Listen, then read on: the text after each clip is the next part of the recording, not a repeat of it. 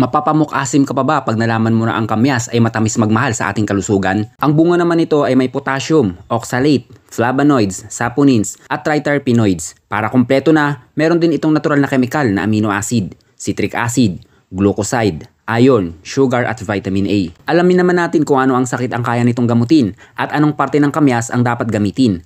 Sa sobrang pangangati ng balat, magdikdik lang ng dahon. Ipahid pag gumatas na. Sa bahaging makati, pwede din gamutin ang tiniktik na dahon ng kamyas sa tao may beke. Ipahid lang ito sa parte ng namamaga. Mausay din ang katas ng dahon ng kamyas sa mga may tagyawat, saan mang bahagi ng ating katawan, partikular sa muka. Sa hirap maglakad, dulot ng pamamagang dala ng rayuma, abay magdikdik ka na ng dahon nito at itapal sa parte ng masakit, ibabad lang sa loob ng 3 hanggang 5 oras. Sa ubo at makating lalamunan, maglaga lang ng isang dakot ng bulaklak nito at pakuluan sa 5 basong tubig sa loob ng 5 minuto, ubusin ito maghapon. Kung may iritasyon sa mata at sore eyes, patakan lang ng sariwang bunga ng kamyas, tiisin lang